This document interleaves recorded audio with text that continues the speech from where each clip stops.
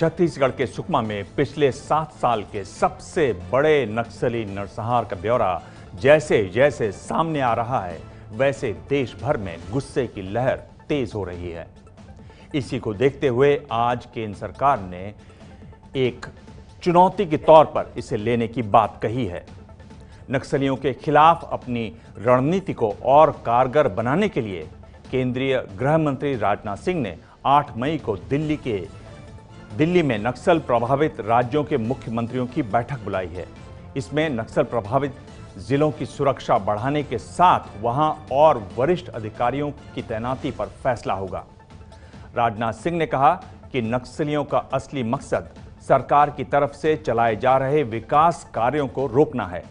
सुकमा में नक्सलियों ने सड़क बना रहे मजदूरों की सुरक्षा के लिए तैनात सीआरपीएफ के जवानों को निशाना बनाया।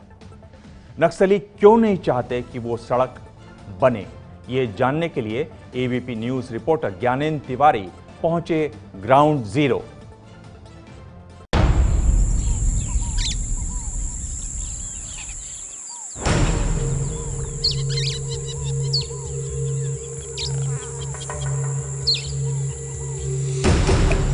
छत्तीसगढ़ में सुकमा के ये जंगल नक्सलियों का अड्डा बन चुके हैं। इन्हीं जंगलों की वजह से सुकमा लाल आतंक का गढ़ बन गया है। यह इसका एक सबसे लास्ट रिमेनिंग बैस्टियन है। कारण है कि यहाँ पर एक्सेस बहुत कठिन है। आईए चाहता है कि ये एक्सेस कठिन बना रहे, इसीलिए जो हमारे रोड कंस्ट्रक्शन एक्टिविटीज़ है उसी को डिस्टर्ब करने के लिए ये अटैक करता है। वो नहीं चाहता है कि रोड बने। ये लड़ाई है।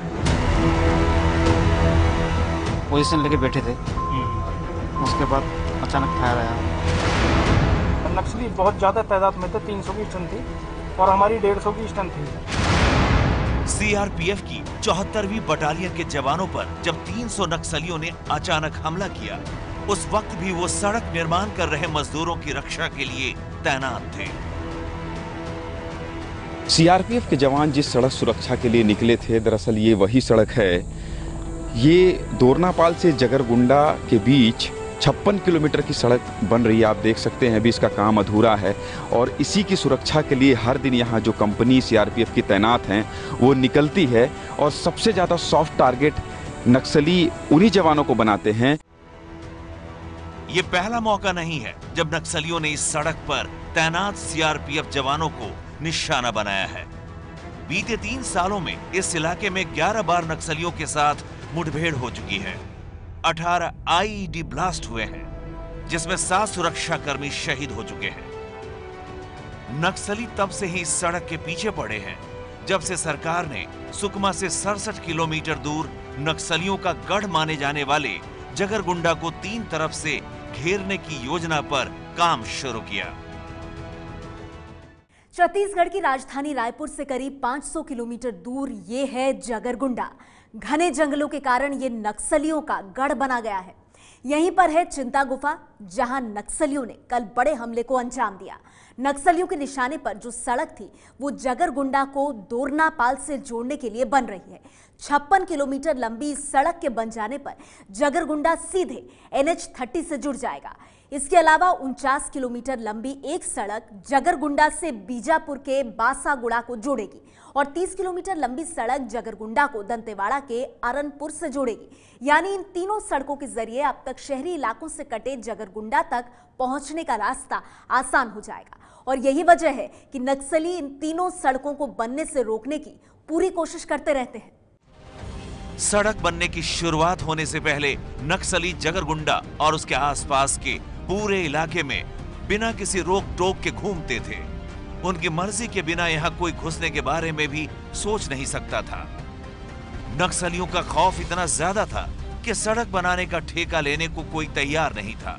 इस सड़क के लिए पीडब्ल्यूडी को करीब 18 बार टेंडर निकालना पड़ा। आखिरकार पुलिस हाउसिंग कॉर्पोरेशन ने सड़क बनाने का जिम्मा लिया। इनकी सुरक्षा के लिए सरकार को 56 किलोमीटर में 5 थाने बनाने पड़े और 11 जगहों पर सीआरपीएफ की 15 कंपनियों को तैनात किया गया। पूरी कोशिश करते हैं कि सड़क को न बनने दिया जाए। उनको मालूम है अभी रोक देंगे तो आगे बरसात हो जाएगी, सड़क रुक जाएगी। विकास के कार्य में बाधा डालने की हर संभव कोशिश वो कर रहे हैं। सड़क बनाने के बाद जगरगुंडा के जंगलों तक पहुंचने का रास्ता खुल जाएगा, जिसका सीधा मतलब है नक्सलियों के गढ़ में सेंध। नक्सलियों को डर है कि अगर यहां भी वो अपना किला नहीं बचा पाए तो उनके छिपने की कोई जगह नहीं बचेगी। पिछले कुछ सालों में वैसे भी उनका दायरा सिमटता जा रहा है। 2004 में कई नक्सली गुटों ने मिलकर सीपीआई माओवाद की स्थापना की। उस वक्त रेड कॉरिडोर भारत के 10 राज्यों के 108 जिलों में फैला हुआ था। इसमें आंध्र प्रदेश, छत्तीसगढ़, झारखंड, बिहार, ओडिशा, यूपी, एमपी, महाराष्ट्र, पश्चिम बंगाल और कर्नाटक प्रमुख हैं। लेकिन आंध्र प्रदेश, तेलंगाना और महाराष्ट्र जैसे राज्यों में सरकार की सख्ती के बाद नक्सली 108 से सिर्फ 68 जिलों तक सीमित रह गए हैं। 8 मई को गृह मंत्री राजनाथ सिंह ने 10 नक्सल प्रभावित राज्यों के मुख्यमंत्रियों की बैठक बुलाई है। इसमें 35 सबसे ज्यादा नक्सल प्रभावित जिलों के डीएम और एसपी भी शामिल होंगे और इस बैठक का एजेंडा होगा रेड कॉरिडोर को नए सिरे से परिभाषित करना।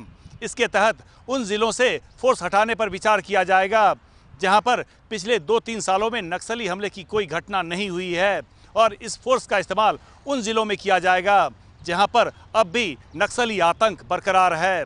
छत्तीसगढ़ के सुकमा से ज्ञानेंद्र तिवारी के साथ राजन सिंह, एबीपी न्यूज, दिल्ली। कल सुकमा में जो सीआरपीएफ के जवान शहीद हुए वो आरओपी यानी रोड ओपनिंग पार्टी के जवान रहे। ये सीआरपीएफ का वो दल होता है जो सड़क बनवाता है।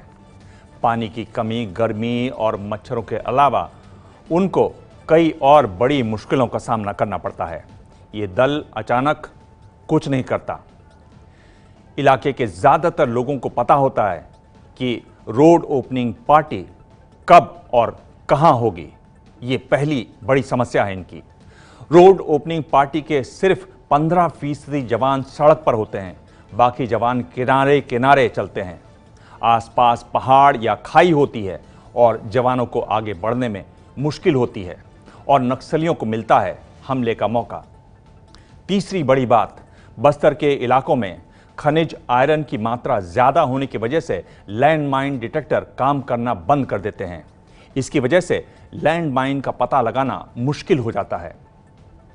चौथी बात, नक्सली दोपहर में लंच के समय हमला करते हैं और इसलिए ऐसा करते हैं क्योंकि इस मौके पर जवान पेड़ के नीचे इकट्ठा होते हैं। ताजा हमले में भी यही हुआ। नक्सली गर्मियों में पेड़ के नीचे प्रेशर बम लगाते हैं ताकि कोई भी सुरक्षा बल का जवान पेड़ के नीचे सुस्ताने बैठे तो बम फट जाए। ये है एबीपी न्यूज, आपको रखे आगे।